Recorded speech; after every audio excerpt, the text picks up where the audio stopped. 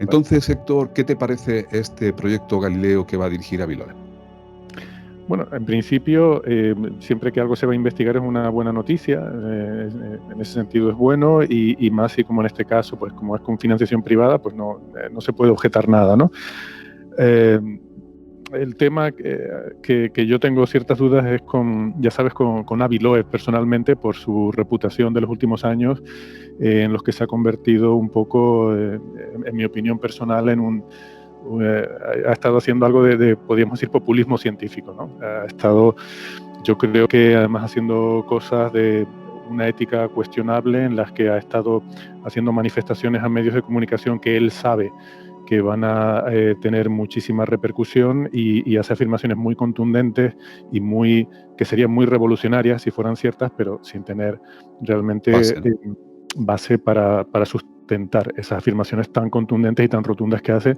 Nos estamos refiriendo, por supuesto, creo que todo el mundo sabe, a esa hipótesis de que Oumuamua sea una nave extraterrestre, que es lo que él defiende como una realidad, y además lo dice así, y usa su autoridad como catedrático de Harvard para respaldar esa afirmación, que es algo que en la comunidad científica no sirve, pero en los medios de comunicación le da mucho peso. Y además ha escrito un libro sobre el tema que está aprovechando para venderlo como churros, ¿no? Entonces, yo sé que estoy haciendo un poco de falacia ad hominem al criticar a una persona cuando hablo de un proyecto. Entonces, por eso digo que es una opinión personal mía, pero me gustaría poner un poco lo que yo veo, ¿no? O sea, ojalá el proyecto vaya muy bien y haga grandes avances y grandes descubrimientos. Me encantaría que eso ocurriera. ¿Va a ocurrir? Pues no lo sabemos. Tendremos que esperar y verlo, ¿no? La respuesta rigurosa sería eso, sería decirte no tengo ni idea. Pero como eso sería aburrido, pues si quieres te doy un poco opiniones personales basadas en prejuicios. Bueno, claro, estamos conversando, ¿no? Y tampoco es un análisis científico del proyecto Galileo y de qué resultados puede tener. Simplemente es una opinión, ¿no? Y yo creo que esto lo entienden todos nuestros oyentes y además la van a disfrutar. Es una opinión, en este caso, cualificada, porque tú eres astrofísico como él y sabe y conoces incluso, ¿no? A parte del equipo que va a formar parte de este proyecto Galileo. Es verdad, ¿no? Esto que comentas, ¿no? De Avi Loeb. Hemos hablado otras veces de Avi Loeb en Universo de Misterios, en el podcast, pero y con independencia de que es cierto, de que es un poco una estrella mediática, se ha convertido ya de hecho en una estrella mediática, y eso es poco habitual en este mundillo, entre los astrofísicos, por ejemplo, ¿no? Salvo que, pues, contadas excepciones. Pero con independencia de eso, ¿hasta qué punto sus trabajos han sido solventes y sus opiniones pueden serlo? Te comento esto porque recordarás que una de las últimas veces que estuviste en Universo de Misterios comentamos la señal que se había recibido de Próxima Centauri, un equipo que había captado esta señal en lo que recibía el radiotelescopio Parkes en Australia. Nosotros hablamos en aquel momento cuando no había información suficiente y, bueno, analizaste la señal, diste tu opinión de que era posible que no proviniera de allí, sino que era de la Tierra. Pero recuerdo que en esa época, en ese momento incluso, ya se contaba con la opinión de Loeb y él estaba muy seguro. Él decía que eso, por las características de la señal, no podía venir de Próxima B, del planeta que orbitaba a Próxima Centauri, y que probablemente era de muy cerca del radiotelescopio en el propio territorio de Australia. Y esto es lo que después se ha confirmado, parece ser. Tú me comentaste, ya no en el programa, porque me lo dijiste en nuestros mensajes de WhatsApp, ¿no? Que había ocurrido esto, que el equipo científico que estaba estudiando esta señal se había dado cuenta de que había habido unas interferencias cercanas y este era el origen de esta señal. No hicimos un programa de ello porque pues ya no tenía el interés, aunque yo sí relaté esto a los oyentes en uno de los programas. Entonces, te digo todo esto, ¿hasta qué punto él es solvente y podemos esperar solvencia y rigurosidad a la hora de organizar, ¿no? Poner en marcha este proyecto? Bueno, esos comentarios que él hizo sobre la señal de Próxima B, la señal BLC1, son comentarios que no, bueno, realmente era un poco el sentir generalizado de la comunidad, ¿no? Nosotros también lo hablamos y ya, o sea, los propios investigadores que estaban analizando la señal, en las entrevistas que dieron a medios de comunicación, ya advertían de una de las cosas que notaba Loeb, que es que el drift, lo que se llama, ¿no? La variación de la frecuencia de la señal no era la que esperaríamos de un planeta en torno a Próxima B. Eso era uno de los problemas que tenía la hipótesis de que la señal fuera extraterrestre. De allí. Y luego sí hay otro argumento que sí es genuinamente de Loeb, que él lo publicó en un artículo científico, de estos artículos que escribe últimamente, que son realmente de poco nivel, son 4 cuentitas básicas, en los que hacía una estimación de probabilidad diciendo que es extremadamente improbable que justo la primera señal extraterrestre que detectemos venga de la estrella más cercana, ¿no? Lo cual es cierto, pero tampoco es algo que aporte gran cosa. Es una cuestión de decir que cualquiera de nosotros podría decir, vaya casualidad que la primera señal extraterrestre que detectamos justo venga de la estrella más próxima, ¿no? Bueno, en caso de que la galaxia estuviese llena de civilizaciones extraterrestres, no sería una casualidad, sería una lógica, ¿no? Entiendo, Bueno, porque que al podríamos estar haberlo más próxima...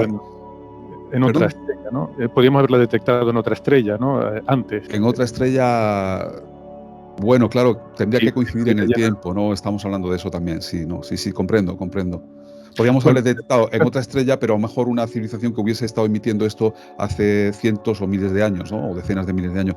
Lo que es extraño o, digamos, probabilísticamente raro es que a 4 años luz, ¿no? Sí tengamos ya una civilización y estemos recibiendo su señal. Eso sí, entiendo, claro. Bueno, pero en cualquier caso, a mí lo que me resulta curioso de esto es que no aplica ese mismo argumento probabilístico a Oumuamua para decir, oye, pues qué casualidad que el primer objeto interestelar que detectamos sea una nave alienígena, ¿no? Que podrías aplicar exactamente el mismo argumento y no lo hace. Es donde yo veo que él no es consistente con su propia lógica. Las opiniones, vamos a ver, esta idea que Avi Loeb defiende ni siquiera como una hipótesis de trabajo, que es perfectamente defendible, plantear algo como hipótesis de trabajo y decir, bueno, es posible que esto sea, como hubo investigadores cuando la estrella de Tabi se descubrió, hubo investigadores que trabajan en el campo de SETI que pensaron y plantearon como hipótesis de trabajo, podría ser una megaestructura alienígena. Está bien plantear eso dentro del ámbito científico y tratar de ver a dónde te lleva esa hipótesis. Lo que no es ético es ir a los medios de comunicación diciendo esto es así, esto. basado en no sé qué lucubraciones que no tienen mucho sentido, ¿no? Eso es así. Y yo encima saco un libro en lo que voy a hablar de esto. Exactamente. Y además lo digo yo, que soy una figura de autoridad porque soy el jefe de astronomía de Harvard y todo el mundo me va a hacer caso, que no es lo mismo que lo dijera, en fin, cualquier otra persona con menos reputación, ¿no? Entonces ahí es donde yo veo, nos estamos desviando un poco al tema del personaje, pero creo que es importante, ¿no? Porque es al fin y al cabo la figura que lidera este proyecto. Por lo menos para esta idea a priori que nos podamos hacer, que puede ser, como digo, puede ser un prejuicio y seguiremos, por supuesto, el desarrollo de este proyecto con total atención y curiosidad y ojalá, como digo, pues salga bien y entonces estaré encantadísimo de venir aquí a contarlo y cantar las excelencias del proyecto Galileo, ojalá. Pero así de entrada, esto es lo que creo que tenemos que tener claro, ¿no? Que está liderado por una persona que tiene este perfil, ¿no? Entonces, de entrada, hay que tener un poco de cuidado con eso. ¿Qué más iba a decir? Sobre la figura de Loeb me preguntabas, ¿no? Sobre sus ideas en la comunidad. Ningún investigador, y mira que es raro que no haya uno solo que salga públicamente y diga, oye, pues yo estoy de acuerdo con Loeb. Es más, toda la gente con la que habla, y estamos hablando sobre todo, bueno, de todos los astrofísicos en general, pero en particular, todos los expertos en asteroides y cometas descartan totalmente sus ideas. Todos los expertos en SETI también descartan sus ideas. Quiero decir, no olvidemos que hay mucha gente que lleva muchos años, el campo de SETI tiene décadas de historia. Se remonta a los años 50, 60, se han hecho muchos esfuerzos y ha habido gente muy importante, y aquí hemos hablado de Carl Sagan y Sagan. Frank Drake, creo que en el año 62, 63, si no me falla la memoria, creo que fue uno de los impulsores del SETI, ¿verdad? Fue uno de los pioneros, efectivamente, fue el que organizó, bueno, fue quien hizo la primera búsqueda de radio con un radiotelescopio, ¿no? En otras estrellas, el proyecto OSMA, y fue un poco lo que empezó a disparar el interés en el campo, ¿no? Y fue el organizador de la famosa reunión, creo que fue en el año 61, si no recuerdo mal, que se conoce como la Orden de los Delfines, ¿no? Donde se reunieron 10 o 12 los investigadores en diferentes áreas más importantes para discutir este tema. Y siempre pongo la anécdota, ¿no? Durante esa reunión, uno de ellos lo llamaron para comunicarle que había recibido el Premio Nobel de Química, o sea, para darnos un poco idea del nivel que había, ¿no? Del nivel que había. En estas reuniones. Bueno, o sea, es un campo que no podemos ignorar. Y la gente que trabaja en esto tampoco está de acuerdo con Loeb. O sea, que no es que sea que, como intenta él argumentar, que hay una especie de dogmatismo científico en contra de la idea de existencia de civilizaciones extraterrestres. Hay muchos científicos muy brillantes que trabajan en esto. Lo que pasa es que intentan ser más serios porque saben que hay que ser muy riguroso siempre en ciencia, pero en este tema más porque es muy fácil que se vaya de las manos la interpretación que se puede hacer en medios de comunicación de cualquier cosa que digan, ¿no? Entonces hay que tener cuidado y hay que ser respetuoso con los hechos y con lo que sabemos, ¿no? Sí, estoy de acuerdo, claro. Antes, él tuvo una discusión que se ha hecho famosa con Jill Tarter, que es una de las pioneras de todo esto de SETI, ¿no? Una señora, pues creo que tiene ya como 70 años, si no recuerdo mal, y que lleva toda su vida dedicada a estas búsquedas, ¿no? Entonces, creo que hay que respetar. Tú has entrevistado en tu programa a Jill Tarter. Sí, sí. Que además... Y a Loeb también, por separado. Sí, y a Loeb, sí, también, sí. O sea que eres perfecto para pedir tu opinión sobre todo esto, pero... Hay motivos para ser optimista también, quiero decir, tampoco hemos estado centrándonos en la figura de Loeb, ¿no? Pero bueno, es un proyecto grande, tiene una financiación importante, para empezar está muy bien, de más de del orden de $2 millones, y hay mucha gente, tanto en la junta científica, la directiva científica, que es un poco la gente que lleva la dirección del proyecto, como luego en el equipo de trabajo. Entonces, yo no conozco a todo el mundo, pero sí conozco a algunas de las personas, tanto en uno como en otro equipo. Y, por ejemplo, me gusta que en la junta directiva científica pues hay gente como Seth Shostak, del que hablamos antes, tú pusiste un corte, sí, ¿no? Un corte, hemos escuchado de él, sí. Y es alguien que lleva toda su vida en el campo de SETI. Por lo tanto, pues bueno, pues tiene experiencia en estas cosas de búsqueda de civilizaciones extraterrestres. Hay una astrofísica de Harvard que es amiga personal mía y que la conozco y es una buena científica, que es Mercedes López Morales, que supongo que ella sobre todo ha trabajado en el tema de la búsqueda de exoplanetas. Y bueno, como digo, la conozco personalmente y es una buena científica.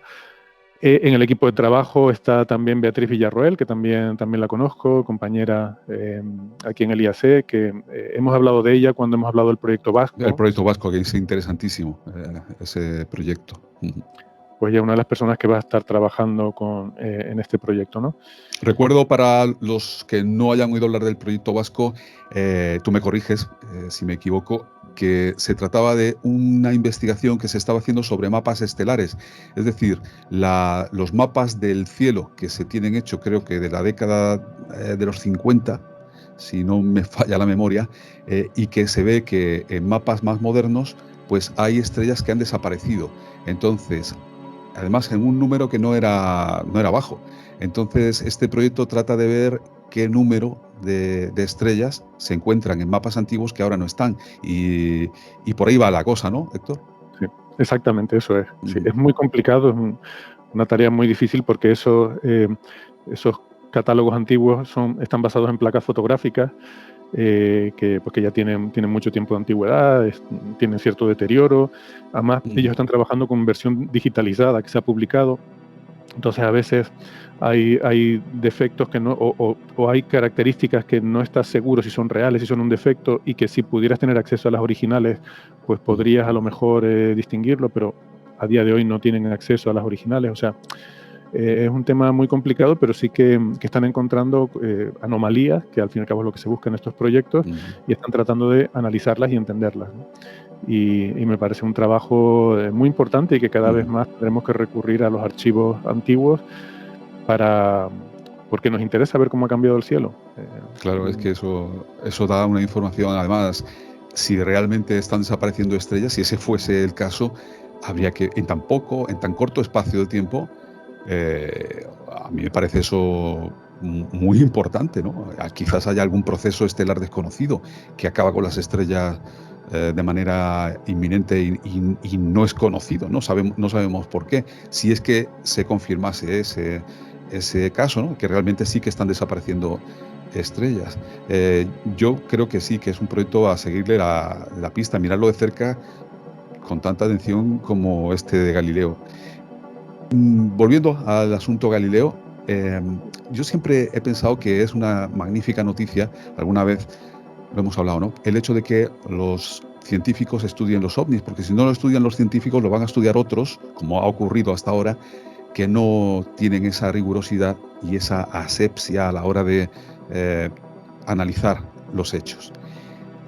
Sin embargo, y en eso tú me lo acabas de explicar, mientras no haya una evidencia, una prueba objetiva, la ciencia poco puede hacer respecto del estudio de los ovnis, ¿no? De los fenómenos aeroespaciales no identificados. Pero ¿hasta qué punto, porque lo hemos hablado antes, pero voy a incidirte un poco en ello, hasta qué punto el hecho de que haya testimonios, tú me decías antes, los testimonios es que no constituyen en sí mismo una prueba de nada?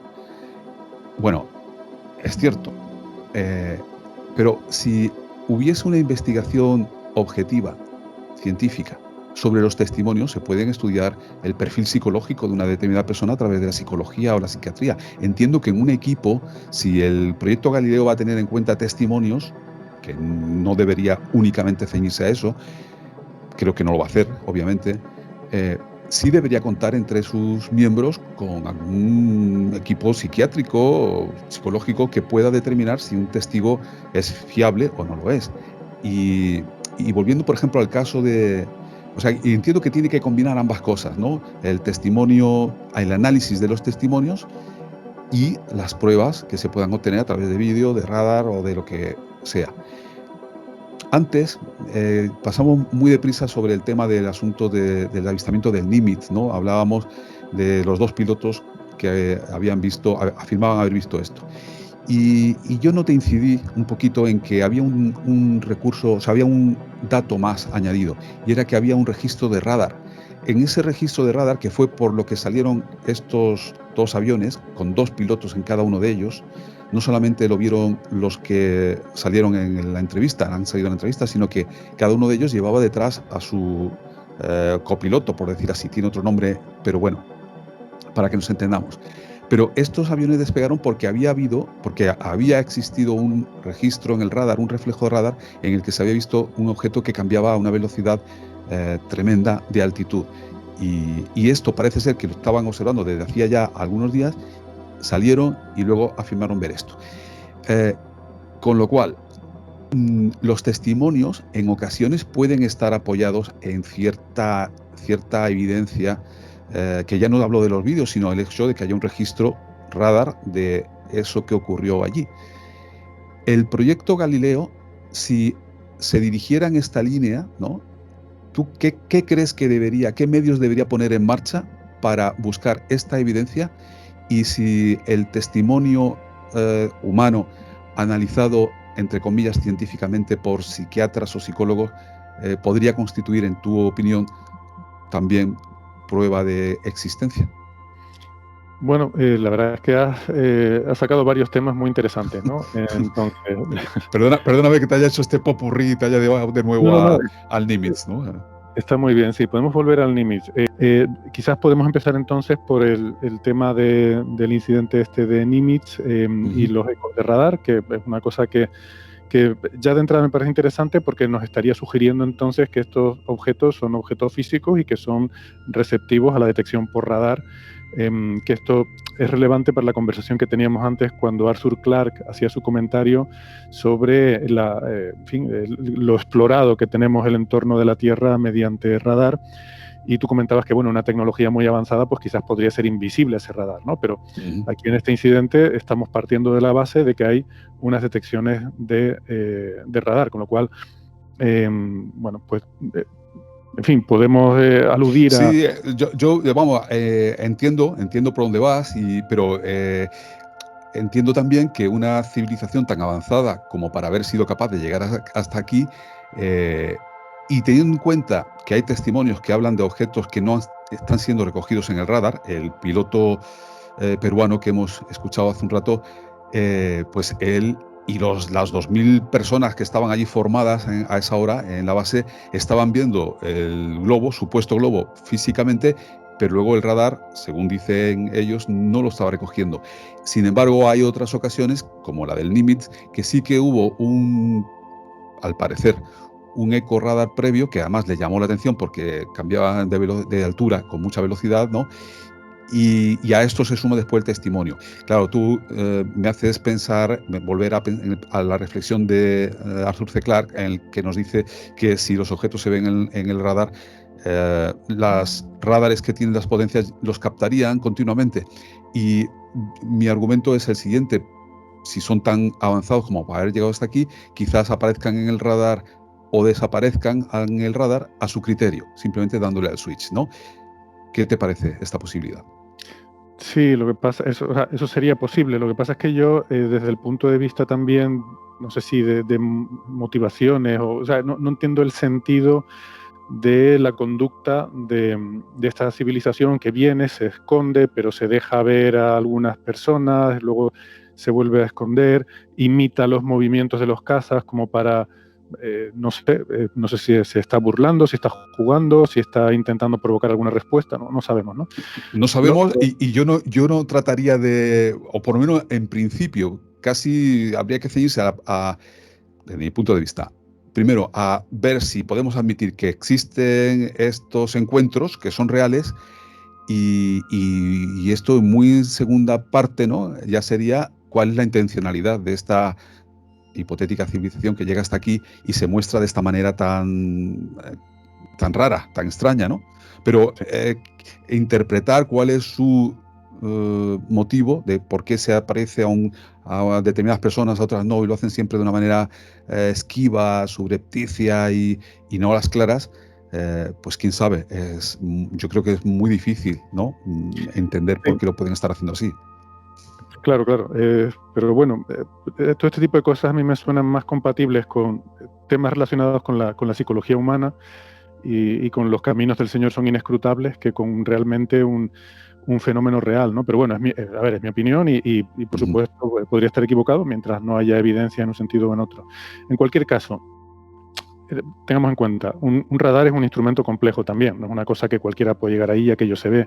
Como Ujú. saben, por ejemplo, los meteorólogos, o sea, que una nube cargada de agua es algo que deja señal de radar. Sí, sí, sí, sí. Hay Hay que, ecos falsos. algo que hay Los que radares dan continuamente ecos falsos. Esto los controladores aéreos sí. también lo saben, ¿no? Que hay ecos falsos. Ujú. Exactamente, ¿no? Hay ecos falsos, hay árboles, nubes, cosas, hay un montón de cosas que pueden dar señal, ¿no? Entonces, entenderlo y también, bueno, que esté en buen funcionamiento el radar, no sabemos cómo sería ese radar peruano del que hablabas, por eso digo que hay que tener toda la información para poder realmente analizar un caso, ¿no? En este caso del Nimitz, creo que tú comentabas antes que se trataba de un radar nuevo que estaban probando en aquel momento. Ujú. Eh, Se encuentran con ecos que no saben explicar y envían dos cazas en principio, ¿no? Quizás la historia, no Ujú. sé si la explicamos bien, se envían primero dos cazas para inspeccionar visualmente esos ecos, que son los que pilotan la teniente Dietrich y el mayor Freiburg, y en base a lo que ellos reportan, y aquí esto es donde podemos hilarlo con cómo debe proceder la ciencia, que yo creo que por eso quería traer el tema, ¿no? Ujú. Eh, en base a lo que ellos reportan, entonces se envía un tercer avión, que es el que está pilotado por el comandante Underwood, que sí tiene esa capacidad de grabación en vídeo con cámara infrarroja. Entonces, Underwood llega a la zona, él dice que no ve visualmente el objeto, pero sí que lo ve en la cámara, y él es el que hace Ujú. la grabación de la cámara. En cualquier caso, volvemos a lo que tú planteabas, ¿no? ¿Cómo podría funcionar la ciencia en una situación como esta? O sea, yo creo que en ciencia es legítimo apoyarse en no solo en testimonios, incluso en intuiciones. ¿Cuántas veces hemos oído un físico que es que se ha puesto a trabajar en una línea porque tenía la intuición de que aquello debía ser de una forma y al final acabó demostrándolo, ¿no? Te puedes apoyar en algo para intentar conseguir la evidencia que necesitas, pero tienes que buscar esa evidencia. Y la evidencia tiene que ser objetiva, no debe depender de... Y tiene que ser además analizable por grupos independientes. No puedes uno puede estar convencido de que existe el bosón de Higgs, pero ningún físico va al laboratorio de otro diciendo, te juro que he visto en mi instrumento el bosón de Higgs. No, no. Tienes que publicar los datos y tiene que ser de tal forma que otro grupo pueda construir un instrumento similar y hacer la misma medición y confirmarlo, ¿no? Y de hecho no se suele dar Y eso, así es como funciona la ciencia y nos ha traído hasta aquí, hasta este nivel de bienestar tecnológico que disfrutamos, ¿no? Exacto, a eso es lo que yo iba, ¿no? Y ese método es el que realmente nos ha hecho progresar, el que nos ha hecho hacer avances, ¿no? Por eso creo que es muy importante, ¿no? Y en este sentido, plantear el decir, bueno, como se están produciendo estos testimonios de estas personas, vamos a buscar esa evidencia, como lo que plantea Galileo, me parece bien, es la forma correcta de hacerlo. Entonces, todos estos puntos, el decir, vamos a intentar conseguir evidencia objetiva, independiente de la existencia de estos fenómenos, intentar analizarlos desde el punto de vista científico. Algunas personas que he mencionado que están involucradas tanto en la junta directiva como en el grupo de trabajo me dan buenas sensaciones. Pero si quieres, te cuento la parte negativa. No sé si nos quedaba algo. Bueno, si me preguntaba si debía haber análisis psicológicos, psiquiátricos, etcétera, Yo ¿no? entiendo que un proyecto de investigación sobre fenómenos anómalos tiene que considerar los testimonios de los testigos, por supuesto, como una parte, ¿no? Lo fundamental para la ciencia van a ser las evidencias, las pruebas analizables objetivamente, como tú has citado, pero también, por lo menos para intentar buscarlas, hay que tomar en consideración estos testimonios. Y yo entiendo que no estaría de más contar en ese equipo con un equipo con una pequeña parte de psicólogos, ¿no? Que puedan determinar hasta qué punto pues es fiable el testimonio de un determinado testigo, ¿no? Por ahí iba yo, ¿no? En ese sentido. Sí. Bueno, me parece razonable, ¿no? Y esta es una de las objeciones que tengo a este proyecto, ¿no? Y si quieres ahora empiezo a comentar las razones por las que soy pesimista. Y una de ellas es que cuando veo la composición del equipo, si mira la junta directiva, son básicamente astrofísicos, algún físico, algún biólogo, ninguno de los cuales tiene experiencia con nada que tenga que ver con ovnis, ni con, por supuesto, ni hay sociólogos, ni hay psicólogos, ni hay psiquiatras, ni nadie que pueda ayudarte a interpretar el significado de los testimonios que te puedan aportar los testigos, ni hay nadie que tenga experiencia ni en el análisis de estos vídeos, ni en temas militares, ni en nada. Entonces, no parece que vayan por ahí, no parece que sea ese su interés. De hecho, me preocupa que en la junta directiva en particular, los perfiles que veo son, como digo, fundamentalmente de astrofísicos y además algunos muy mediáticos, similares al del Loeb, también un poco populistas, ¿no? Por ejemplo, tenemos a Steven Wolfram, que hace 2 años afirmó que había resuelto la física, que había encontrado la teoría del todo, y por supuesto pues salió en todos los medios de comunicación y demás, pero no son gente que haya hecho nunca ningún trabajo en este tema, ¿no? Son gente que son muy mediáticas y que han hecho trabajos y contribuciones importantes en otros, pero un poco quizás como pequeño, como mini Loebs, en ese sentido, quizás sin llegar a este nivel que comentábamos antes. Y eso me preocupa, ¿no? Porque me da a entender que quizás aquí lo que tenemos es gente que es muy experta en hacer ruido, en generar titulares. Bueno, vamos a ver, eso me preocupa, es un prejuicio, lo admito. Ojalá me equivoque y les voy a dar un voto de confianza. Te iba a decir también, porque escuchando tu conversación, ¿no? Lo que nos decías, me he acordado de Hesdalen, que creo que te lo comenté hace unos días, unas semanas, que si conocías lo que ocurría en el valle noruego de Hesdalen. En su día saqué un episodio de Universo de Misterios dedicado a ello. Creo que rápidamente dicho, y además está en relación con lo que acabas tú de decir. En Hesdalen los científicos tienen en cuenta los testimonios.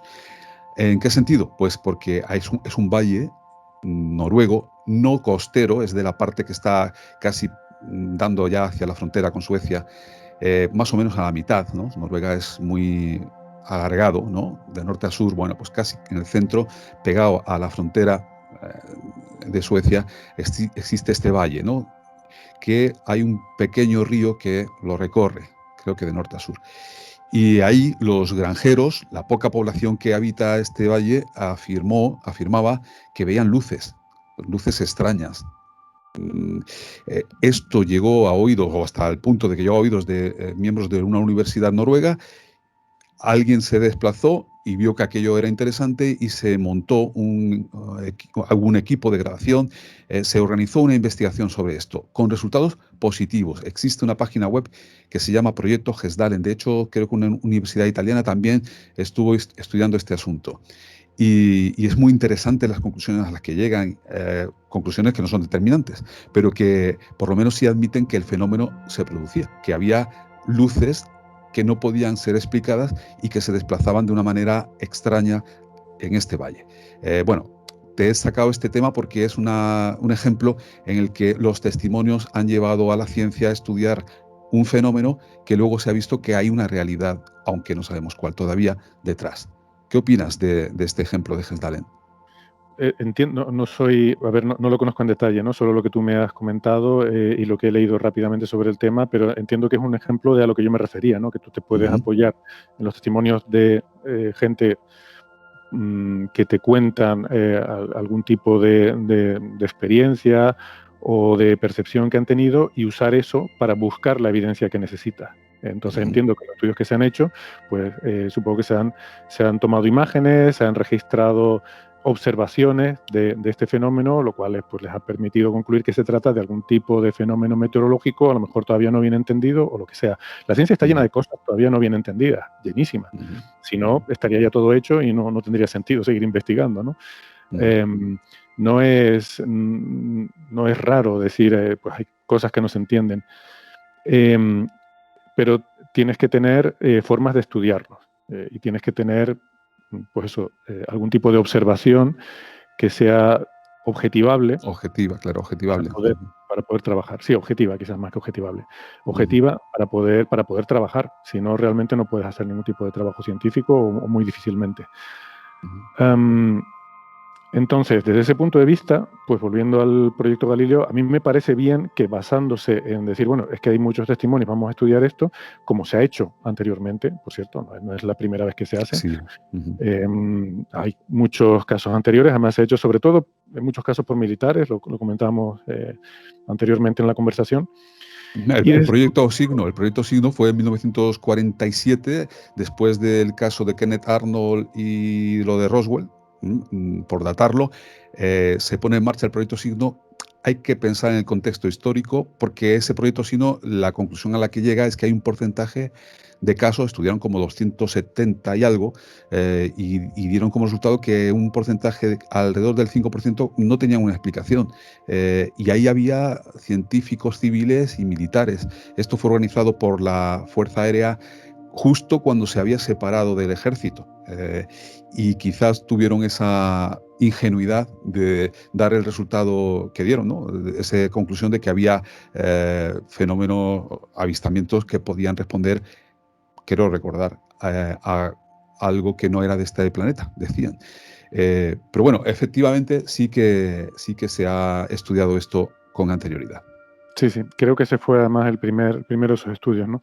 Hay que tener en Sí. cuenta también históricamente que en aquellos tiempos el entorno de la Tierra no era tan bien conocido, o sea, era misterioso todo lo que involucraba la atmósfera, ni siquiera la aviación estaba tan bien extendida, no había tanto tráfico aéreo, ni había, desde luego, 700.000 pilotos volando en Estados Unidos Mm. solamente, ¿no? No digamos el resto del mundo. Entonces, han cambiado mucho las cosas desde entonces y es natural que se plantearan más, bueno, en fin, más interrogantes. Siempre he hecho en falta cuando se hacen estos estudios que se distinga lo que es fenómenos que no has, para los cuales no has encontrado una explicación de fenómenos que son misteriosos, o sea, en los que ocurre algo que parece inexplicable, porque una cosa es inexplicado y otra es inexplicable, ¿no? Ujú. Eh, Y yo creo que en el inexplicable no sentido hay de que nada. bueno, aparentemente, o algo que parezca, pues, que te requiera invocar, pues eso, algún tipo de explicación sobrehumana, alienígena o lo que sea, ¿no? Quiero decir, que yo puedo escuchar un ruido en la terraza y no saber lo que es, y entonces pues eso se quedaría como inexplicado. No sé lo que es un ruido en la terraza, puede ser Ya. un gato, Ujú. paso. Mm. Mm, pero no lo calificaría como misterioso, ¿no? En cambio Ujú. hay otras cosas que si ocurrieran, pues, uy, pues esto sí es misterioso, ¿no? Ujú. En cualquier caso, No es la primera vez que, como digo, que este proyecto Galileo en el que se hacen este tipo de estudios, se han hecho a lo largo de la historia Ujú, y se ha intentado buscar evidencia. Hasta ahora no lo hemos conseguido. Yo mencionaba antes que estos vídeos de la Marina de Estados Unidos son lo más parecido a lo que no sé si decir se vendió o no. Bueno, sí, algunas personas lo vendieron como que era la primera evidencia objetiva de, de fenómenos inexplicables asociados con ovnis ujú. bueno, y a mí me parece que no lo son. Y a mí y otra gente me parece que no lo son. Entonces, seguimos estando en ese terreno de momento de seguir teniendo solamente testimonios. Ujú. Proyecto Galileo. Mm, Otra cosa que me produce escepticismo es que cuando, no sé si has visitado su página web, pero la encuentro, No, te aún no. confieso que a mí me ha producido incluso indignación, ¿no? Esto Ujú, resuma Loeb por los 4 costados, ¿no? Tiene todo el estilo de Loeb. Si vas a la página web del proyecto, la página principal, donde vas, ujú. tiene una descripción de 3 párrafos del proyecto Galileo. Una descripción, una introducción. El primer párrafo es sobre Oumuamua, ¿vale? Que es el gran tema de conversación de Avi Loeb. El segundo párrafo es sobre los ovnis estos de la Marina de Estados Unidos, sobre estos vídeos que, bueno, dice que ahora se han producido, bueno, perdón, sobre el informe que que ha producido el Pentágono para el Congreso de Estados Unidos, ¿no? El que se desclasificó, el que salió a la luz el 26 de junio, para que nos Exactamente. entendamos. Ujú. Sí, bueno, no se desclasificó porque no era No, secreto, entonces sí, el que se fue una dio a nota conocer que hizo el 26 de junio. a los congresistas y que se hizo Ujú. público también. Entonces dice que bueno, que existe este informe, ¿no? Como que es algo nuevo y que nos hace eh, tener que abrir los ojos a esta nueva realidad. Y luego el tercer párrafo, fíjate lo que dice.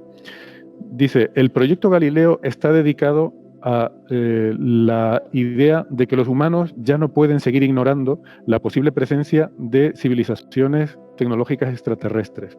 O sea, los humanos ya no pueden seguir ignorando esto. O sea, lo está dando por Porque hecho ya. Es un, vamos, no, tremendo, ¿no? y que descarta todo lo que se ha hecho antes, como si hasta ahora a nadie se le hubiera ocurrido investigar en esto, ¿no? O sea, para mí esto desprecia totalmente todas las décadas de trabajo de SETI y de gente como, bueno, como mencionábamos antes, como Jill Tarter, ¿no? Que llevan toda su Mm. vida dedicados a esto. O sea, repito la frase, Sí, la humanidad no puede seguir ignorando la posible existencia de civilizaciones extraterrestres, como si hubiéramos vivido todos así, diciendo, no, no, además es que es incorrecto porque aquí de lo que se trata, o sea, la humanidad, es que no es cierto, la humanidad no ha vivido ignorando la posible existencia de civilizaciones extraterrestres. El proyecto SETI es prueba de ello. Y hay una cantidad enorme de astrofísicos y de personas en general que están convencidas de que teniendo en cuenta los datos, la magnitud del universo, tiene que estar plagado de otras civilizaciones. El problema no es ese. El problema es si incluso. esas civilizaciones o alguna de ellas está llegando aquí. Ese es el tema que debería ocuparse Galileo, no entrar en si hay civilización, o sea, si la humanidad ignora de que hay otra civilización. Por supuesto que no lo ignora, eso es un poco tergiversar, estoy de acuerdo. Sí, y sobre todo me parece eso, despectivo, ¿no? Que es un poco el estilo Mm, de Loeb, que cuando él empieza a trabajar en algo es cuando es la primera vez que se hace y justo todo esto de lo que estamos hablando es para decir que hay mucha gente que lleva mucho tiempo trabajando en esto y que no es un tema que se haya ignorado. Y luego la siguiente mm, frase dice, y la ciencia debería dejar de rechazar dogmáticamente las posibles explicaciones extraterrestres, ¿no? O sea, mm, eh, diciendo que la ciencia es dogmática, que es un poco su discurso, ¿no? Es el discurso que él ha venido eh, mm, utilizando con el tema de Oumuamua, de que si no estás de acuerdo conmigo es porque tienes un dogmatismo y eres cerrado mm. de cabeza y no quieres aceptar esto. Entonces me parece desagradable, para empezar. Cuando menos, sí, es inexacto. Luego, Bueno, fíjate, sí, si me no, permite, porque es que sí, sí, sí, dime, dime. te digo, vale. Eh, Hay una sección de referencias, ¿no? Ujú, Lectura, referencias. Y si vas ahí, hay 4 enlaces. Los 4 enlaces son 2 artículos de Scientific American escritos por Avi Loeb, mm, una lista, un enlace a una lista de artículos de Avi Loeb sobre Oumuamua y luego el libro de Avi Loeb. El libro, directamente. O sea, pinchas y te lleva a la página donde se compra el libro. Bueno, es terrible. tremendo.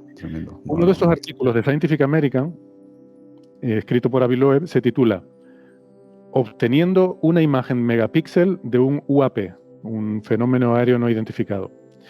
Y en el primer párrafo dice, la naturaleza de los UAP no es una cuestión filosófica. Tampoco es un problema que a los políticos se les debería pedir que resuelvan, por la misma razón de que a los fontaneros no se les puede pedir que hagan tartas. No sé, porque un fontanero no puede hacer una tarta. Seguro que hay fontaneros que hacen tartas riquísimas, pero bueno, ya me parece un poco irrespetuoso, ¿no?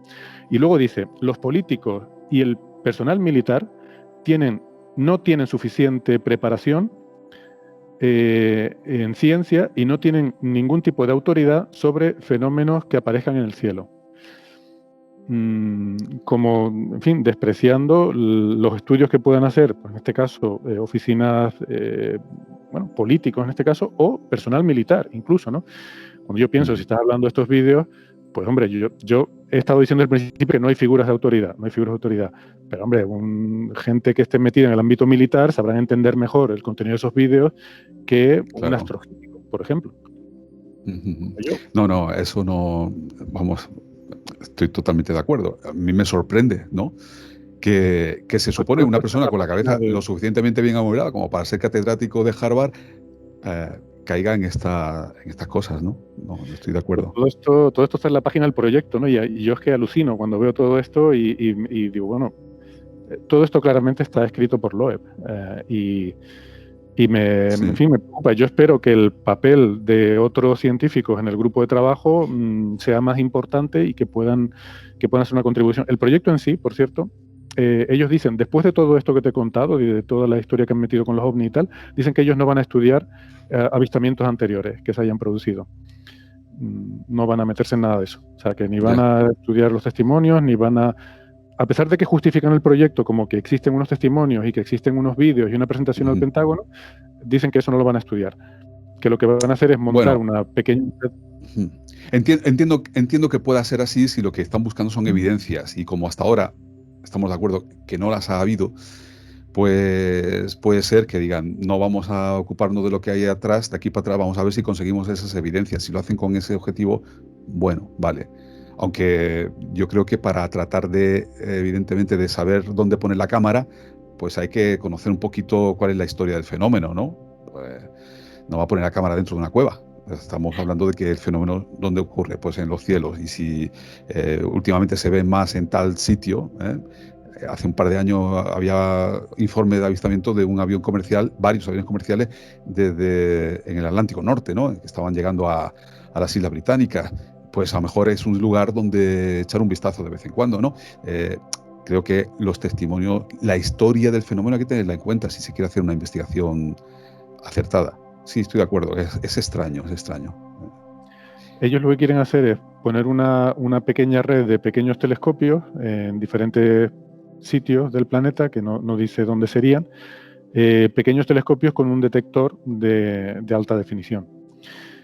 Y dice aquí en la descripción del proyecto que hoy en día tenemos cámaras con megapíxeles y que un objeto de tamaño humano con una cámara de estas se podría distinguir hasta la marquita que diga Made in China, ¿no? Hecho en no sé qué país o hecho en el exoplaneta no sé cuánto. Y si esa es la premisa, a mí me resulta también muy preocupante, porque aquí... Claro, Loeb es teórico, yo no sé cuánta experiencia tiene con observaciones de telescopio, pero tiene que saber que la definición que tú puedes obtener en una imagen no solo depende de tu detector, depende de la atmósfera en medio y depende del movimiento del objeto, que también te emborrona los detalles. Los telescopios modernos se construyen con óptica adaptativa para corregir el efecto de la atmósfera, es decir, por muchos megapíxeles que tú pongas en una cámara, si tú no tienes óptica adaptativa no vas a conseguir una imagen de muy alta definición. Entonces, eso... Y luego los telescopios están en sitios fijos. ¿Vas a apostarlo a que va a aparecer un ovni justo en el sitio que tú estás estudiando? Es muy difícil, es tremendamente difícil, yo creo. Estoy de acuerdo.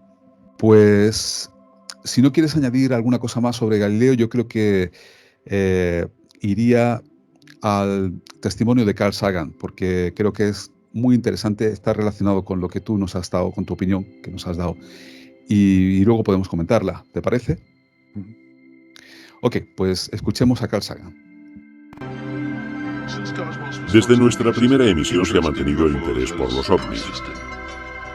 Me parece que en estos días hay menos avistamientos de objetos extraños y más relatos de encuentros con supuestos extraterrestres como el de Betty y Barney Hill que escenificamos. Aún hay gente que afirma haber sido secuestrada, molestada sexualmente o incluso inseminada por extraterrestres. Se han escrito libros supuestamente serios sobre estas cuestiones. Pero el punto crítico sigue siendo que todo lo que tenemos es meramente anecdótico. No hay fotos cercanas, ni objetos, nada que convenza a un escéptico. Todo lo que hay son historias. Y las historias no son suficientes en una cuestión tan importante. Aún espero pruebas fehacientes. La búsqueda de inteligencia extraterrestre es esencial para entender el universo y entendernos a nosotros mismos. Vale la pena. Pero lo cierto es que, aunque consideremos como posible la existencia de extraterrestres, aún no hay ninguna evidencia de que existan. La búsqueda continúa. Ok, pues, ¿qué te ha parecido, Héctor, la opinión de Sagan? Yo creo que quizás se nota mi influencia, ¿no? Yo me confieso que he estado muy influenciado por la obra de Carl Sagan en mi pensamiento, y creo que resume bastante bien lo que yo pienso, pues quizás porque he visto demasiado Cosmos. Este comentario es de una actualización. Cosmos se emitió en el año 80 y esta actualización se hizo 10 años más tarde, o sea que debe ser del año 90, de 1990. Y lo que viene a decir Sagan, que se preocupó en su momento por este tema. Recordemos que él en los años 60, él fue un participante de esa reunión de la Orden de los Delfines, cuando era todavía un joven postdoc, en el año 61. Y él, por supuesto, fue uno de los pioneros de SETI, y como es lógico en esos tiempos, pues hubo gente que se preguntó en la comunidad científica, pues bueno, esta misma pregunta, ¿no? Si los ovnis pueden ser una manifestación de esas inteligencias extraterrestres que estamos buscando, ¿no? Y llegó a organizar incluso un simposio junto con otro colega, no recuerdo si fue Morowitz o algún otro colega suyo, ahora no tengo el nombre en la cabeza, pero organizaron un simposio científico para debatir el problema de la evidencia ovni. Y un poco lo que nos dice aquí es su visión, ¿no? Después de todas estas discusiones, que creo que la conclusión a la que llega es que, pues eso, que aunque tenemos una historia muy larga de testimonios, hasta ahora no hay una sola un solo indicio, no voy a decir ni siquiera prueba, ¿no? Que una prueba es algo muy fuerte, pero un indicio objetivo de algo que te pueda llevar a pensar que los extraterrestres nos están visitando. Entonces, eso también es como yo lo veo. Y ojalá podamos tener ese indicio, ¿no? Esa evidencia sería maravilloso. Yo sí tengo algo que reprocharle. Con la afirmación estoy totalmente de acuerdo. No creo que se pueda estar en desacuerdo que afirmaciones extraordinarias requieran de pruebas extraordinarias. Claro que sí. Por ponerle un pero a lo que hizo Sagan, ¿no? O Sagan, es que el caso que expone para criticar el asunto ovni es el de Betty y Bernie Hill. Y yo creo que es difícil buscar un caso peor, porque estamos hablando de un matrimonio, lo cuento para los oyentes y los espectadores, un matrimonio que en una carretera comarcal, una noche de lluvia, dice que ve una luz en el cielo, luego se baja. Sagan lo tiene recreado en su episodio de Cosmos. Y después llegan a sacar información a través de la hipnosis de este matrimonio. Hay un psiquiatra que los hipnotiza y entonces cuentan cosas que ellos no recordaban desde la consciencia, sino desde la subconsciencia o desde la hipnosis. Es completamente flojo, esto no se puede. Y me extraña que Sagan haya tomado en consideración este caso para desmontarlo, cuando en 1979-78 ya salió a la luz los testimonios de Jesse Marcel, el mayor, el comandante retirado, que fue el encargado de recoger los restos de Roswell. Y esto es que como el tema Roswell se ha vendido tanto libro y se han contado tantas patrañas, está tan devaluado que muchas veces hay personas que no quieren ni oír hablar. Yo mismo durante un tiempo me parecía que era toda una patraña, porque lo que había escuchado eran patrañas, hasta que me encuentro con el testimonio de Marcel. Este hombre, 2 años antes de morir, ni había escrito libros ni los iba a escribir, y después su testimonio está corroborado por su hijo, que era piloto del ejército también, ¿no? ¿Por qué Sagan no coge, que ya habían salido a la luz, no toma este testimonio y desbarata o intenta desbaratar el fenómeno ovni a través de este tipo de caso?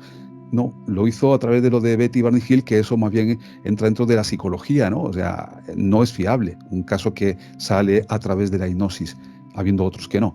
Esa es mi única pega sobre lo que Sagan hizo en su serie y después en esto, porque también lo he citado aquí un poco, ¿no? Estando de acuerdo con la reflexión de que evidencia, o sea, testimonios fantásticos tienen que tener pruebas respaldándolas que también sean fantásticas, o sea, que sean contundentes. Yo sí recuerdo Sí. que él presentado, cuando cuando hicieron esa dramatización en Cosmos, lo que decía es que, bueno, este es un caso típico.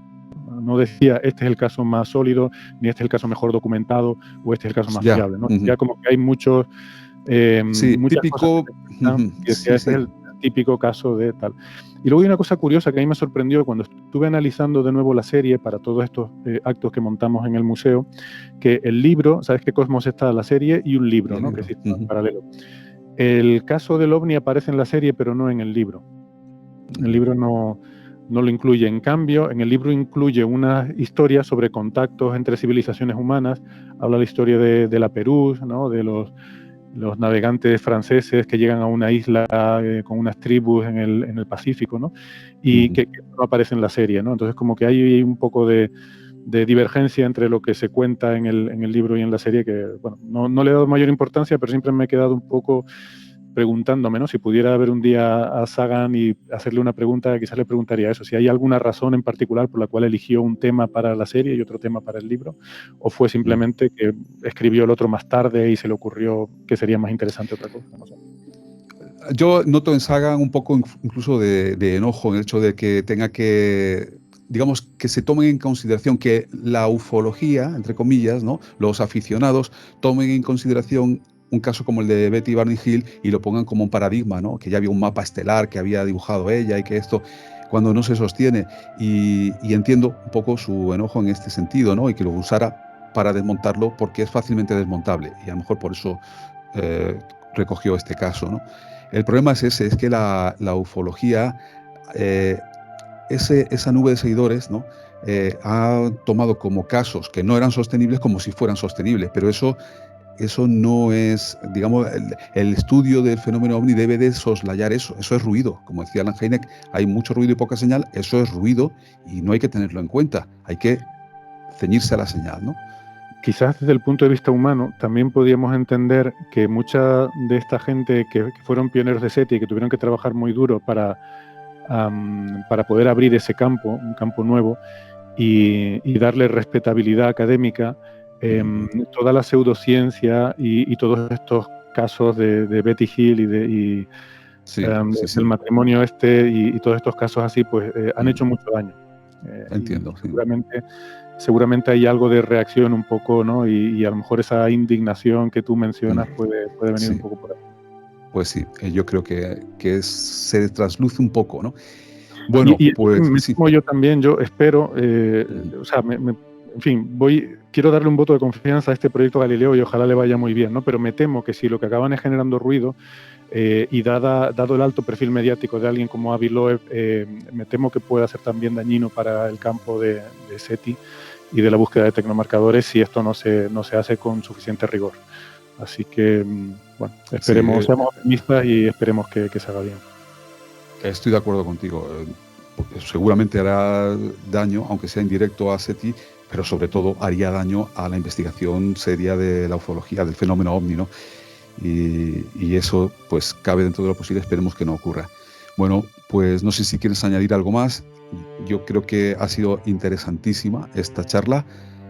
¿Quieres añadir algo o creo que ya estamos? Simplemente agradecerte, como siempre, la invitación y que siempre es un placer charlar contigo. Bueno, pues el agradecimiento es de mí hacia ti. Los oyentes no saben la cantidad de problemas técnicos que ha tenido este programa y que finalmente va a salir con mucha paciencia por parte de Héctor. Y nos han estado saboteando. Alguien ha habido, porque ha habido muchos problemas. Espero que no se noten o que se noten poquito, y que si los notéis seáis indulgentes y comprensivos.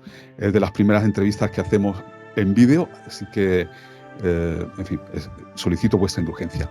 Héctor, muchísimas gracias, y reitero a los oyentes que no dejen de buscar Coffee Break en las redes, por ejemplo, en las plataformas de podcast, en iVoox lo podéis encontrar.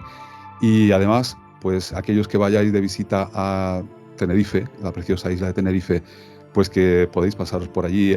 Está abierto, ¿no?, el museo, Héctor. Sí, y además ahora es gratuito, porque tenemos algunas cosas cerradas, pero las que tenemos abiertas se pueden visitar de forma gratuita. Bueno, pues muchas gracias. Gracias, Héctor, y hasta una próxima ocasión. Hasta la próxima.